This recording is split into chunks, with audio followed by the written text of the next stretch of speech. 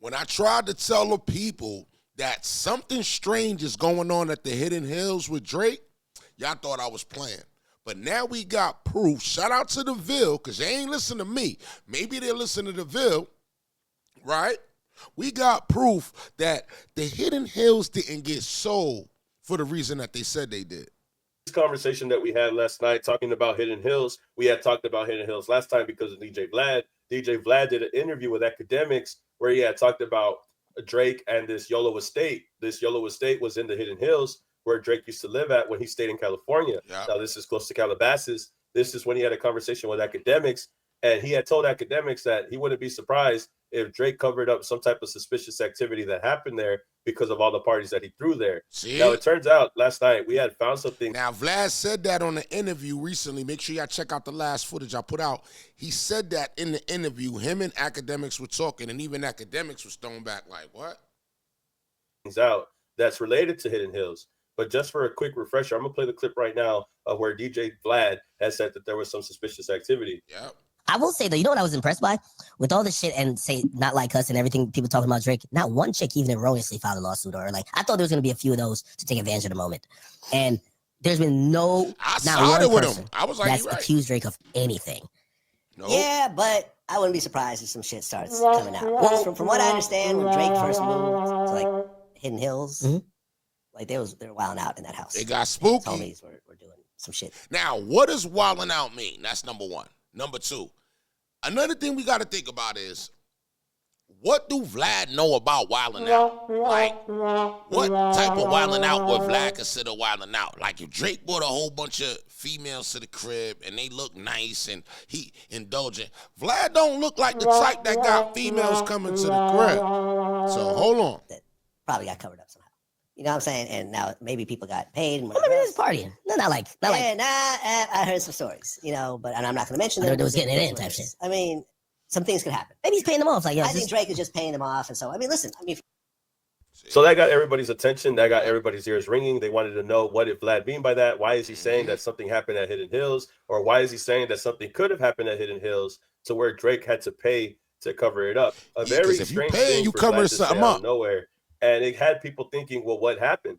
Now, like I said in the last video, when I had talked about this property was owned by somebody that has the LLC, Richard Fitzgerald. Now, the Richard Fitzgerald LLC is owned by Drake. We know that because of Ebony Prince, because Ebony Prince had revealed that Drake's alias at the Mark Hotel was Richard Fitzgerald. Now, remember, Ebony Prince was the person that obtained the items from Meet the Grams from Drake at this hotel and was able to expose his name as being Richard Fitzgerald, a.k.a. It Fitzgerald. Because of that, we were able to find out that he had the Richard Fitzgerald LLC, and this is what he later on used to purchase the property over there in Calabasas, over there at Hidden Hills. Now, he later on eventually had sold it to Now, hold on. Before we get all conspiracy theoried out, you got to realize he's a well-known celebrity. He do got to protect his likeliness, so we not going to act like that's not going to happen. You feel me? Not on this hip-hop media channel. Stafford, for whatever reason, Matthew Stafford ended up trying to sell the property shortly after, not because he's leaving California. He's apparently still staying in California, but for whatever reason, he just doesn't want anything to do with this property. Exactly. He's selling it for only $12 million. He had bought it for $11 million. So it just shows you that he really wants to get out of this property. Yeah. It makes you feel like what DJ Vlad was saying is that the reason why Matthew Stafford doesn't want to own this property. See? Because of the recent owner, Richard Fitzgerald, a.k.a. Drake. And now we have Vlad out here saying that there was something going on over here at the Hidden Hills. There's something going on, and Matthew Stafford didn't want anything to do with it. So eventually he tried to sell the property later on. Now, what we found out eventually, because we started looking into Hidden Hills, we started trying to figure out, well, what exactly is going on over here? And one of the biggest clues that we had came across last night about Hidden Hills was Splash Brothers. Splash Brothers was an original song that had featured Drake and French Montana. Later on, the song had came out, but it didn't have Drake anymore. It only had Lil Wayne. So Splash Brothers, the original song, the first verse has Drake in it. And Drake talks about the Hidden Hills. Drake says, yeah, on Double MG, I'll F a rapper's wife. She ain't even my type, but I'll make the sacrifice. Have her splitting thighs like she work at Gladys Knights. Yeah, I was never nothing nice. Okay. Guys know the real secrets left in Hidden Hills. And this is the part that we were talking about. Guys know the real secrets left in Hidden Hills. Bought the whole street up, and I got it for a steal. Which is funny for him to say, because we know for sure when he had bought the property, this is when he had sold the property to Matthew Stafford for $11 million. This is the buyer, this is the seller. But right here, Richard Fitzgerald, which is Drake, he's the buyer, and he bought it for almost $3 million from Gopher Diego Aleo. So he actually did get it for a steal, because then they ended up selling it for $11 million when he just bought it for 3 M's. This is proof that Drake not only had sold the compound for Matthew Stafford for $11 million, but in the song with French Montana, he admits that he bought the whole street up for a steal. I guess he did when he gets it for $3 million and sells it for 11. So we know that he's talking about Hidden Hills because of this, and we know he's talking about the YOLO estate because of this. Guys know the real secrets left in Hidden Hills. I don't know. So what are the secrets exactly? That's the question. I guess Drake didn't even want people to answer that question because this song got scrapped. Now, for sure, this song is out, but it only has Lil Wayne on it. Drake had stopped this song from being out so severely that he had to send a cease and desist. And this is why him and Rick Ross started beefing. This is the reason why Drake and Rick Ross started beefing really bad online, was because he had sent French Montana a cease and desist for this record. Rick Ross had talked about this song later on. Eventually, he had came out and had made this song where he had dissed Drake. And this was Champagne Moments. This was a song that had came out right before the beef had kicked off with Kendrick Lamar. But it's what Rick Ross says at the end right here is what catched a lot of people's attention. Right here, Rick Ross says, I unfollowed you because you sent a mother effing cease and desist to French Montana. You sent the police, hated on my dog's project. That wasn't the same person that I seen when we were making them early records. Now Rick Ross is saying that he has sent the cease and desist to French Montana because of this record. We could confirm that because eventually it had been reported on the news. It says Drake did send French Montana a cease and desist. It says here that he eventually had sent it. And then this is when they had talked about Rick Ross, talking about how he didn't like that he did that to French Montana. But it doesn't end there, because when we watch the music video for this song, there's a part that Rick Ross says in the song that caught my attention with the music video. He says, told y'all guys to stay scheming. I predicted my fate. Got more money than you. If you want me to say 50 mil for the crib where you want me to stay. And I think it's important when he says this, 50 mil for the crib where you want me to stay, because in the music video, when he says that, this pops up right here. 50 mil for the crib where you want me to stay. So he says 50 million for the crib where you want me to stay, implying that he's talking about a house. What are you talking about, a house on the Hidden Hills? Because then Rick Ross has shared the shirt, the back of his shirt says Hidden Hills.